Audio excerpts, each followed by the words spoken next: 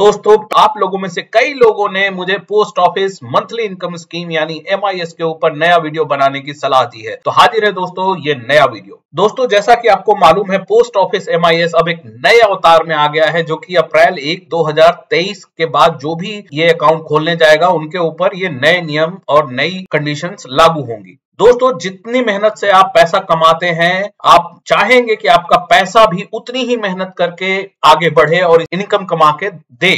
तो दोस्तों अब बढ़े इन्वेस्टमेंट लिमिट और भारत सरकार की गारंटी के साथ MIS में इंटरेस्ट भी बढ़ गया है, यानी एक ये बहुत ही अच्छा विकल्प बन के आपके लिए सामने आया है जिससे आप रेगुलर इनकम कमा सकते हैं। दोस्तों हम आगे इस वीडियो में आपको पूरे डिटेल में इस मंथली इनकम स्कीम के बारे में बताएंगे कि इंटरेस्ट रेट क्या चल रहा है। अगर आप अलग अलग डिपॉजिट अमाउंट करेंगे तो उसका कैलकुलेशन करके हम आपको बताने वाले हैं कि आपका मंथली जो इनकम बनेगा वो कितना बनेगा। अगर आपको ये अकाउंट खोलना है तो आपको क्या करना होगा और मैक्सिमम और मिनिमम डिपॉजिट क्या लिमिट है उसकी। अगर आप बीच में पैसा निकालना चाहते हैं तो उसके क्या ऑप्शन है, अगर पैसा निकालोगे तो उस पर पेनल्टी क्या लगेगी, और सबसे अंत में दोस्तों टैक्सेशन के एंगल से आपका ये इनकम कैसे ट्रीट होगा। तो ये सारा डिटेल आगे इस वीडियो में। दोस्तों आगे बढ़ने से पहले रिक्वेस्ट है इस वीडियो को लाइक कर दें। अगर अभी तक आपने हमारे चैनल को सब्सक्राइब नहीं किया है तो चैनल को प्लीज सब्सक्राइब कर दें। दोस्तों सबसे पहली बात, जो 1 अप्रैल 2023 को नया इंटरेस्ट रेट आया है उसके हिसाब से post office monthly income scheme का जो इंटरेस्ट रेट है वो 7.4% हो गया है,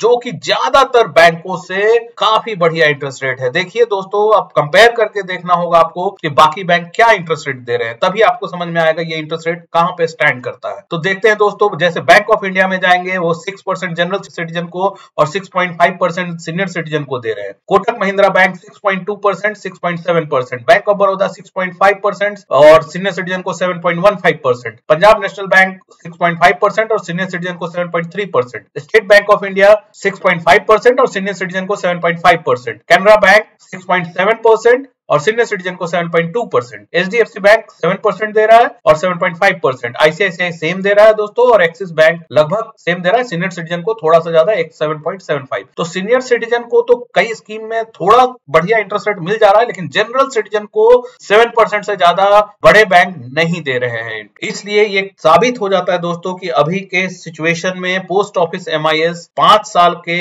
रेगुलर इनकम के हिसाब से आपका सबसे बेहतरीन सुरक्षित विकल्प है। दोस्तों इस अकाउंट का एक ही टेनर होता है, वो है 5 साल, और इसमें कोई लिमिट नहीं होता दोस्तों। अगर पहली बार आपने छोटा अकाउंट खोला तो कई सारे अकाउंट खोलते जा सकते हैं।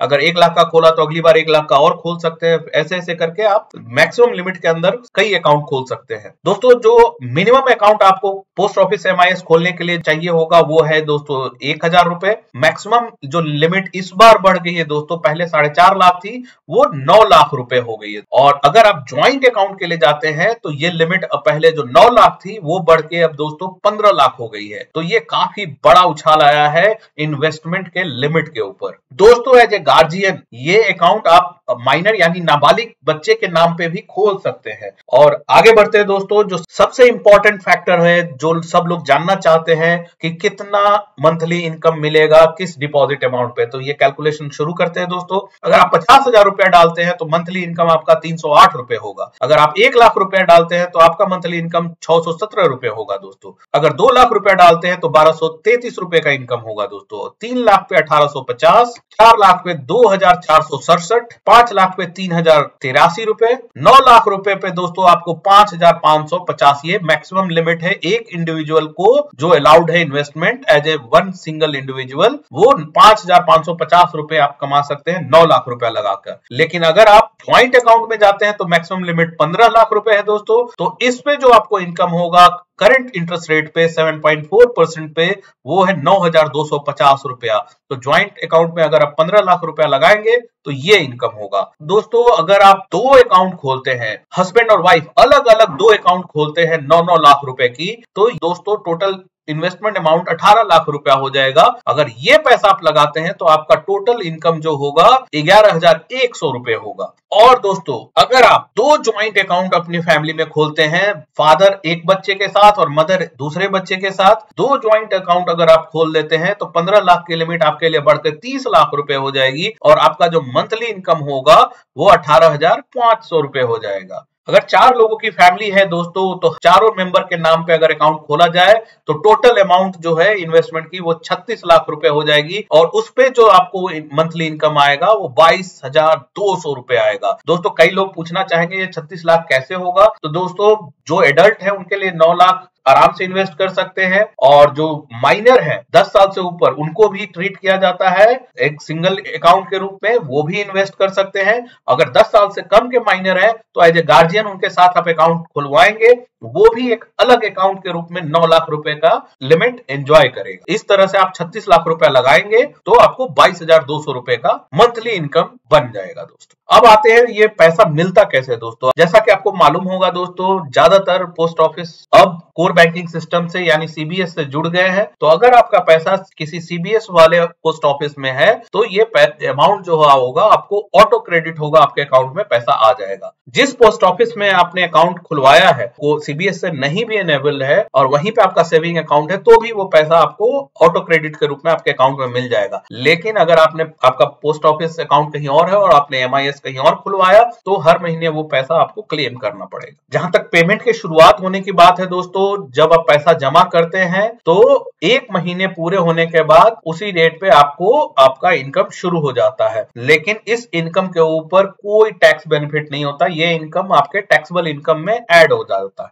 दोस्तों जहां तक प्री मैच्योर विड्रॉल की बात है या असमय निकासी जिसको बोलते हैं, वो पहले साल अलाउड नहीं होता है। दूसरे साल से लेके 3 साल तक आप पैसा निकाल सकते हैं, ये आपको अलाउ किया जाता है, लेकिन उस दौरान अगर आप पैसा निकालते हैं तो आपको 2% की पेनल्टी देनी होगी। और अगर तीसरे साल के बाद यानी चौथे और 5वें साल में अगर आप पैसा निकालते हैं तो आपको 1% की पेनल्टी देनी होगी। दोस्तों अगर अकाउंट नाबालिग बच्चे के नाम पे खोला गया है और इस मैच्योरिटी के टाइम पे अगर वो बालिग हो जाता है तो वो अकाउंट अपने नाम पे ट्रांसफर करवा सकता है। जैसे मान लो कि 14 साल के बच्चे के लिए अकाउंट खोला गया है तो 19 साल के होने के बाद वो पूरा पैसा अपने नाम पे ट्रांसफर करा सकता है। और दोस्तों जो सबसे बड़ी सुविधा है कि अगर आपने किसी एक पोस्ट ऑफिस में ये अकाउंट खुलवाया है तो आप कहीं और जाते हैं, शिफ्ट होते हैं, तो वहां के पोस्ट ऑफिस में ये अकाउंट ये आप आराम से ट्रांसफर करा सकते हैं। दोस्तों अब बात आती है कि किनके लिए एमआईएस एक बढ़िया विकल्प नहीं हो सकता है। तो दोस्तों सीनियर सिटीजन जो हैं उनके लिए सीनियर सिटीजन सेविंग स्कीम से बढ़िया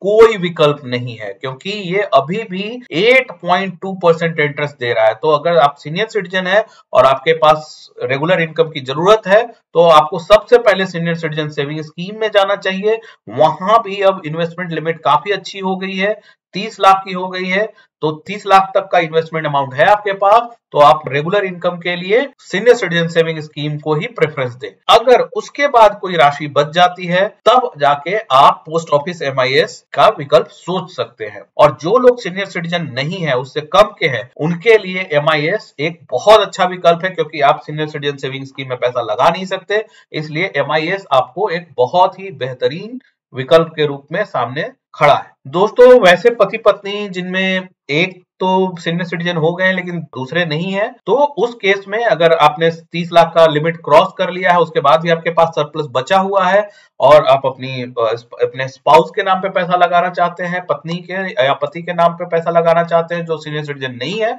तो उस केस में वो पैसा आप एमआईएस में डाल सकते हैं तब जब तक कि वो सीनियर सिटीजन ना हो जाए। और कई सीनियर सिटीजन ऐसे होंगे जो सीनियर सिटीजन सेविंग स्कीम का पूरा लिमिट एग्जॉस्ट करने के बाद भी उन्हें ज्यादा पैसा लगाना हो रेगुलर इनकम के लिए, तो कई विकल्प देखते हुए ये विकल्प भी काफी अच्छा है। पोस्ट ऑफिस एमआईएस में सुरक्षा के पॉइंट ऑफ व्यू से काफी सेफ विकल्प। दोस्तों अगर अभी तक आप इस वीडियो में बने हुए हैं तो आपसे एक बार फिर से रिक्वेस्ट है, अगर आपने इस वीडियो को लाइक नहीं किया है तो एक बार लाइक बटन जरूर दबा दें और समय समय पर ऐसे ही अपडेट पाते रहने के लिए हमारे चैनल को सब्सक्राइब करना ना भूलें। दोस्तों धन्यवाद।